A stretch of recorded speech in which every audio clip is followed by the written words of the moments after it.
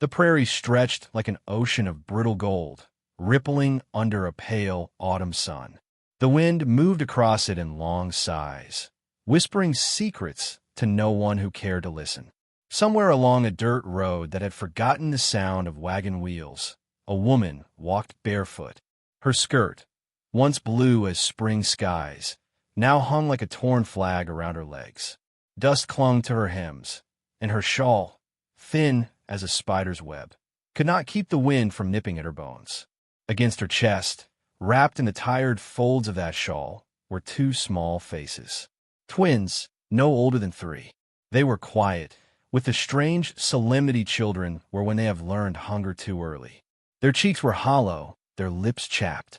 One of them, the boy, clutched at his mother's hair as if it were the only rope keeping him tethered to this world.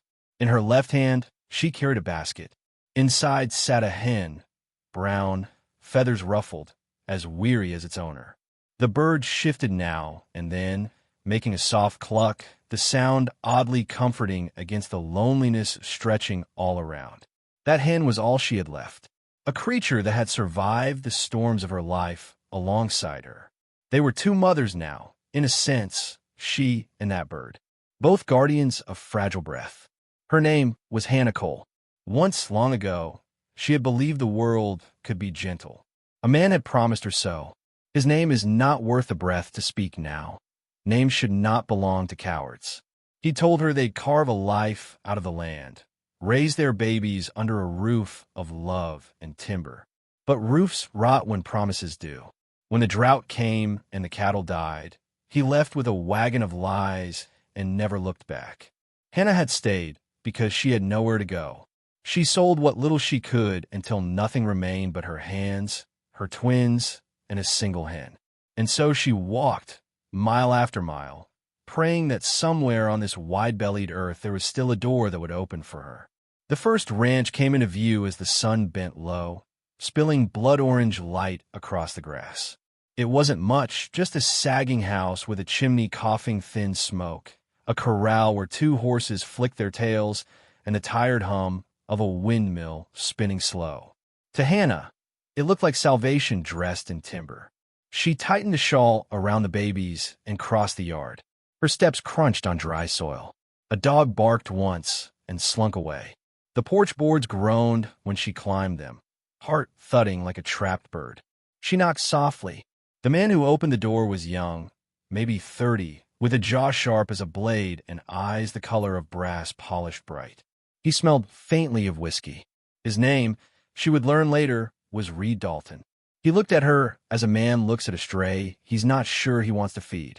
Evening wind tugged at Hannah's skirt as she spoke, her voice breaking like brittle wood. I got a hen, she said. She lays most days. I'd trade her for a night under a roof. Just a night. For them. Her chin dipped toward the children in her arms. Reed's eyes flicked to the twins, then back to the basket. A slow grin curved his mouth, cruel in its ease. A hen for a roof, he said, like rolling a joke on his tongue. Lady, you need more than that. You need a miracle. Shame burned hot against Hannah's cheeks. Please, they're just babies.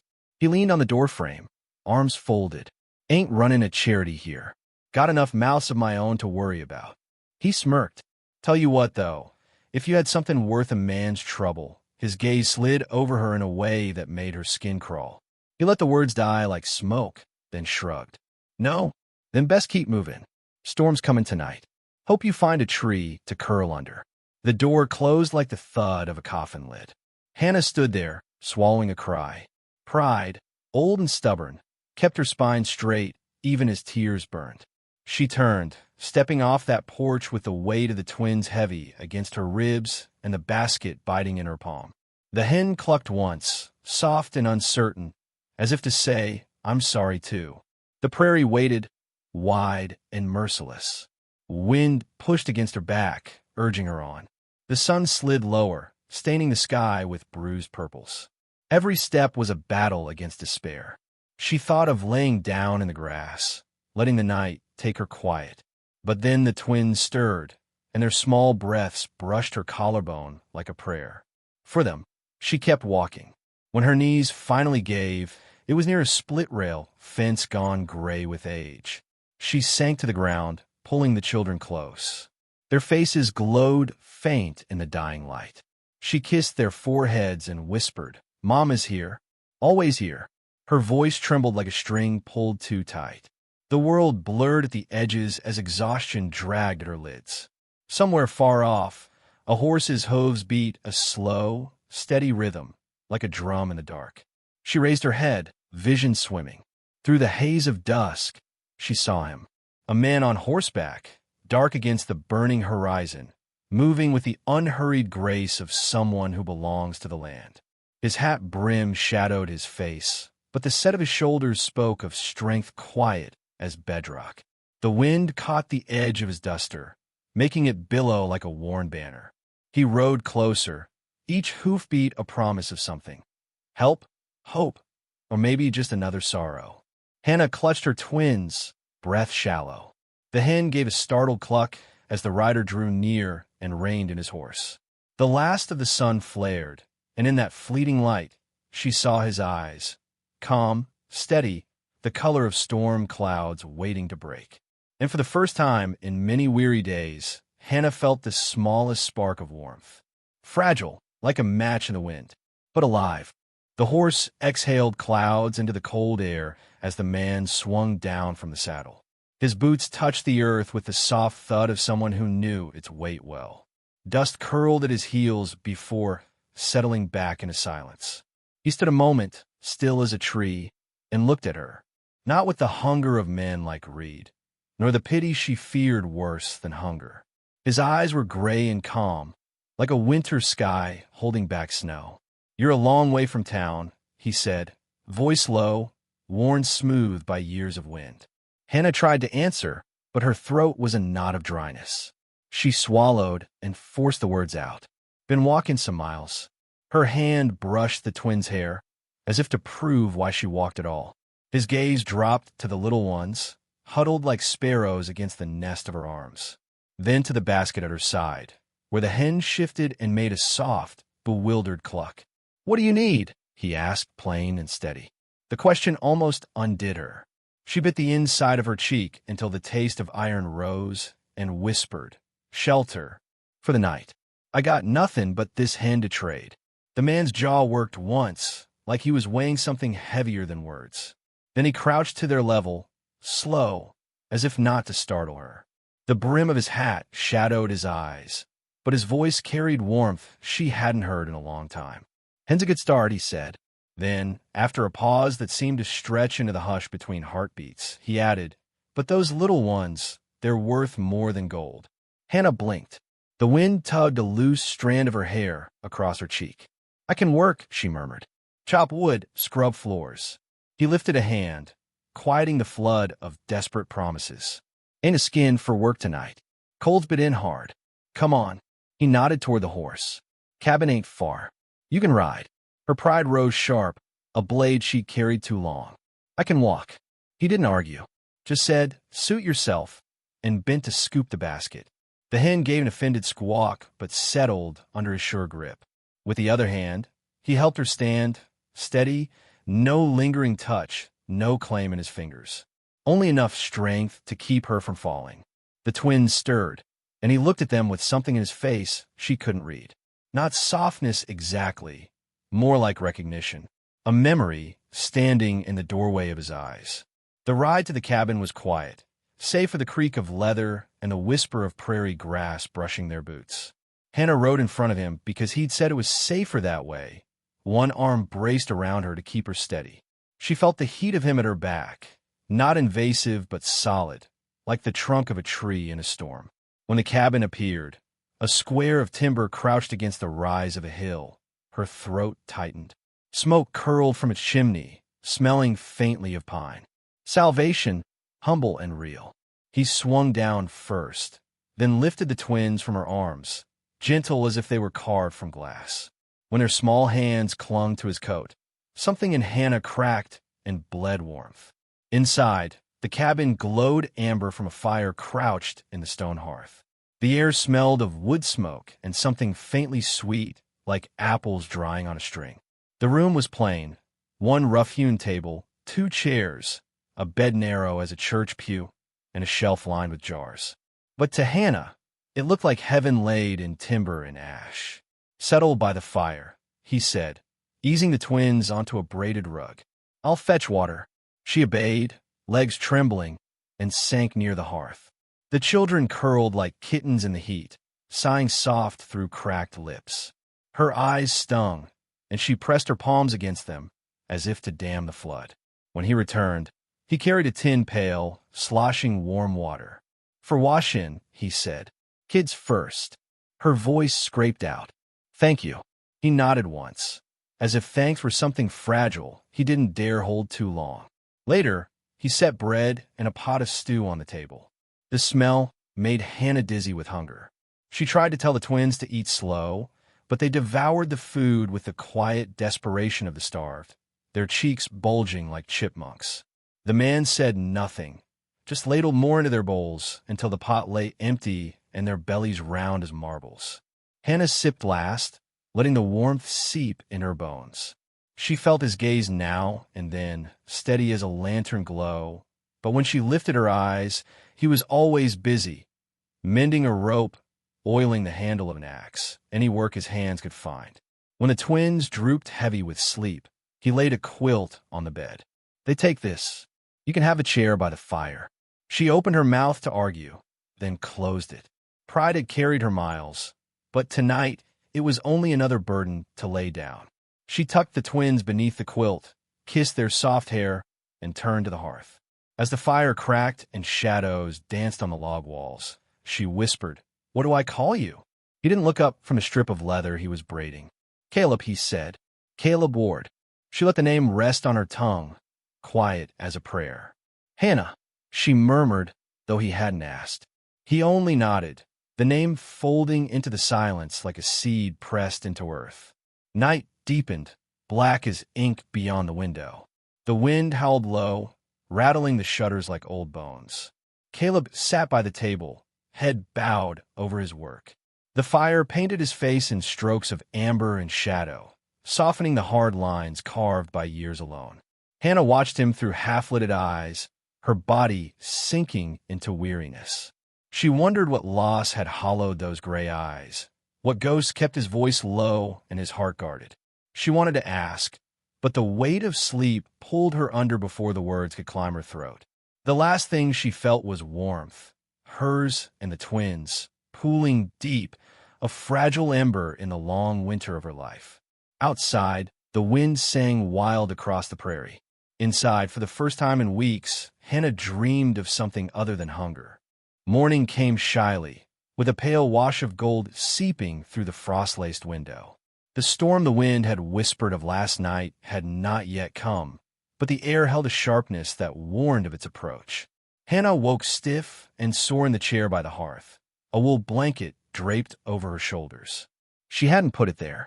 Across the room, Caleb moved like a man born to quiet. He was setting logs into the stove, his broad back bent under the soft glow of dawn. The sound of crackling wood was the only hymn in that humble sanctuary. The twins still slept, tangled in quilts on the narrow bed, their cheeks flushed with warmth instead of wind. Hannah's breath hitched as she watched them. 2 tiny miracles she had almost lost to the cold.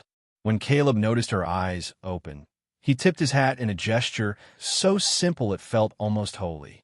"Coffee's near done," he said. His voice was like worn leather, rough but strong enough to bear weight. She tried to rise, but her legs trembled from yesterday's miles. "I can help. Plenty of time for help," he said, not unkindly. "Eat first." He fed her bread and salted pork and a sliver of dried apple that tasted sweeter than any feast she'd known. The twins woke to bowls of warm milk and corn mush, which they devoured with sleepy grins, their mouths pale crescents of joy. Hannah ate slow, the weight of gratitude pressing against her ribs. Each bite felt like borrowed mercy. She wanted to thank him, but words seemed small against the vastness of what he'd given: a roof, warmth, safety for the night. When the dishes were cleared, she rose and began to sweep the floor with a broom she found in the corner. Caleb didn't stop her this time. His eyes flicked toward her, but he said nothing, Just let her move through the cabin like sunlight spilling across worn boards. Outside, the world stretched wide and brittle. A sky as pale as bone arched over the hills, and the air smelled of iron, sharp and waiting. Caleb stepped onto the porch, pulling on his gloves. "Storm will be here by night," he said. "Need to bring in wood, check the stock." Hannah hesitated, then followed him into the yard, shawl drawn tight around her shoulders. She offered to carry logs, but he only handed her a basket of kindling, his mouth quirking like he wanted to smile, but had forgotten how. They worked side by side, breath misting white, boots crunching on frozen earth. For a while, silence was enough. Then, as she bent to gather fallen twigs, Hannah spoke without thinking. "You live out here alone?" Caleb's axe paused mid-swing. The answer came slow. "Been that way near 5 years." "Why?" He set the axe down, wiped his brow with the back of his sleeve. His eyes lifted to the horizon, where the land rolled out endless and empty. Sometimes life don't ask what you want, just hands you what's left and says, "Make do." There was no bitterness in his tone, only a tired honesty. She wanted to ask more, what loss carved that quiet into his bones, but the words stuck. She only nodded, and in the hush between them, the wind whistled through the corral rails like a distant flute. By noon, clouds bruised the sky.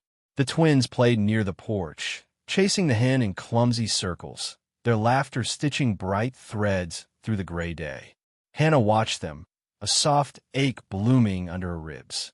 She had forgotten the sound of their joy, forgotten how much she needed it.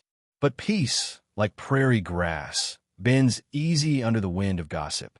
It started with hoofbeats, a sharp staccato cutting through the stillness. Hannah turned as Reed Dalton rode up the track, his horse lathered and mean-eyed. The man sat his saddle like a king surveying a field he'd already claimed. "Well, I'll be," Reed drawled, sliding off the horse.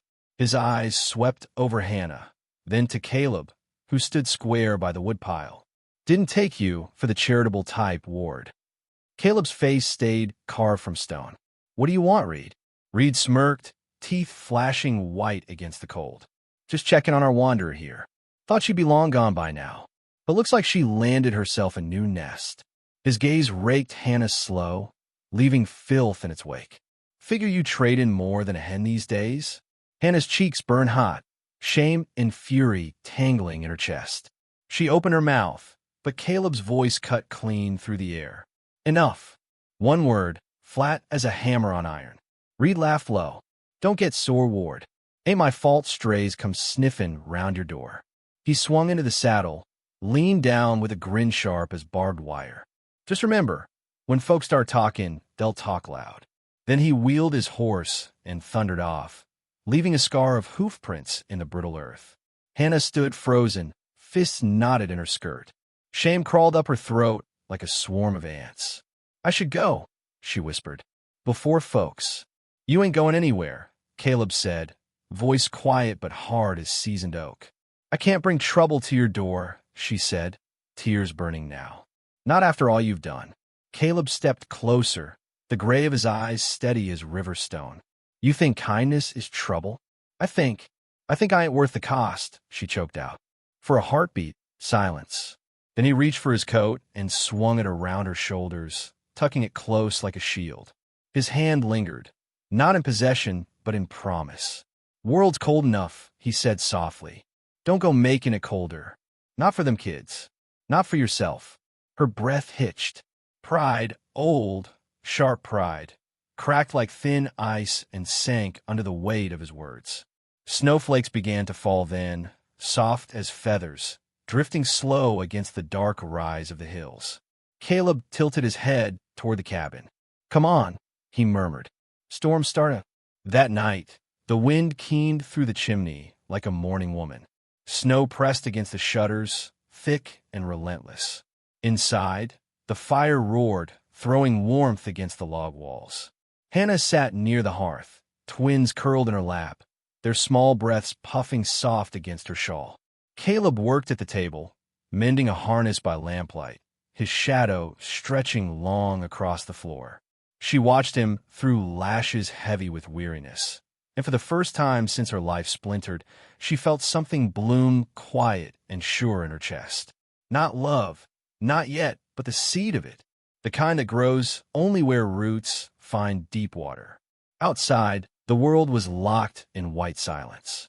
Inside, Hannah began to believe in spring again. The storm came like a beast in the night. It clawed at the roof, tore at the shutters, filled the dark with a roar that swallowed the sound of prayer. Snow drove sideways in sheets, so thick the world beyond the window vanished, leaving only a blind whiteness pressing against the glass.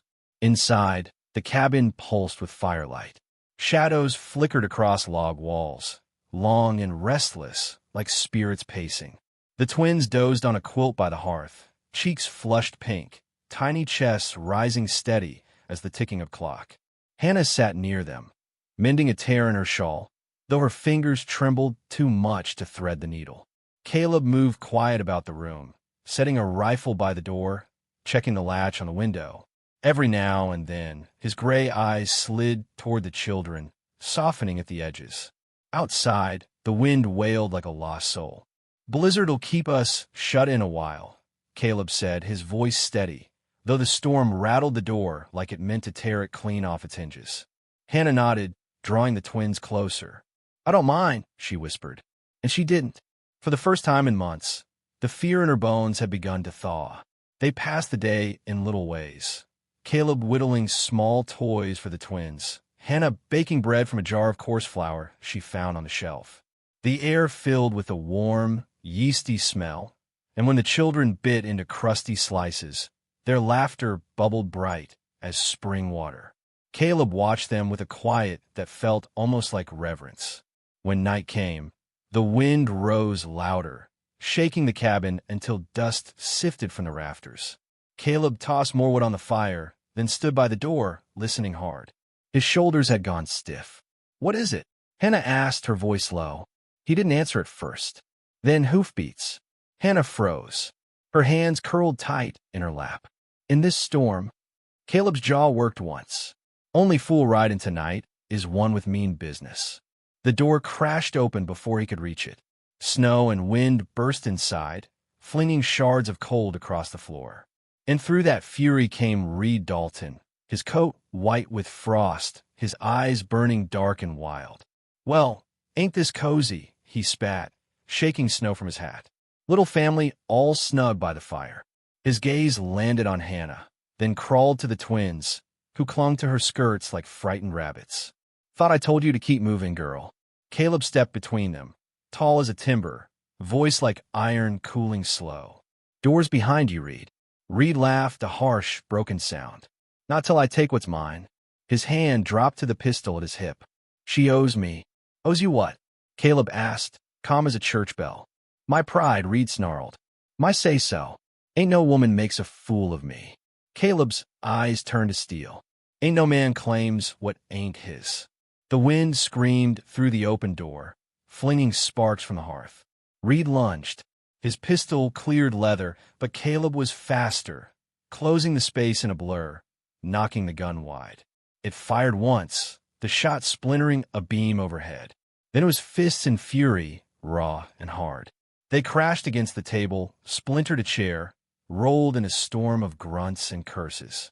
Caleb's fist met Reed's jaw with a sound like breaking hickory.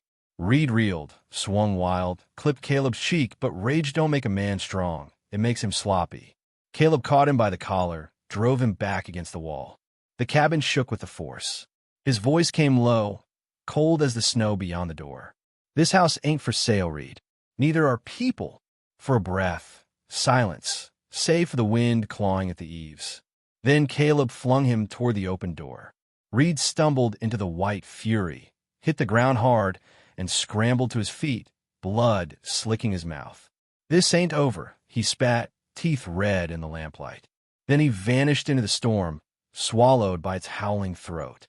Caleb slammed the door, dropped the bar across it, and leaned there a moment, chest heaving. Blood seeped from a gash on his brow, trickling slow into his eye. Hannah was on her feet before thought could catch her. She pressed a rag to the wound, her hands shaking. "You'll be scarred," she whispered. He looked down at her, gray eyes burning steady through the dark. A man can live with scars. Her breath hitched. The twins whimpered softly, and she hushed them, her voice trembling like a willow in wind. "Why?" she asked. "Why risk this for me?" Caleb's gaze softened, something deep and quiet rising to the surface like a wellspring. His voice came low, barely more than breath. "Because you walked in with 2 reasons to keep this place warm," he said, eyes flicking toward the twins. Then back to her. "And because sometimes the good Lord sends folks to a man when he's near done with praying." Her throat ached with the weight of words she couldn't speak. So she just stood there, holding the rag to his brow, feeling the heat of him, the steadiness, the unspoken promise blooming in the hush between heartbeats. The storm raged on, but inside, the cabin glowed like a lantern in a world of white. Caleb sat by the hearth, bruised and bleeding, and let Hannah fuss over him like a woman claiming her right to care. The twins slept curled against his side, small hands clutching the hem of his coat, as if they'd known all along where home was. Outside, the wind wailed. Inside, the silence was tender, alive with things neither dared name. When dawn broke, it came soft and pink over a world remade in snow. The hills lay hushed under their white shroud, and the sky opened wide as forgiveness. By spring, the prairie would bloom again, wildflowers spilling like spilled paint across the green. And on a porch weathered by wind, a woman would stand with 2 laughing children at her skirts, watching a man mend a fence with his hat tipped low. Some folks say gold is the West's greatest treasure. But out there, where wind meets sky, a man learned that the rarest riches walk on 2 small feet and call a woman mother. And if you believe the world still needs more shelter and less fences, hit that like button, share this tale with someone who loves stories of second chances, and tell me, where in this wide world are you listening from?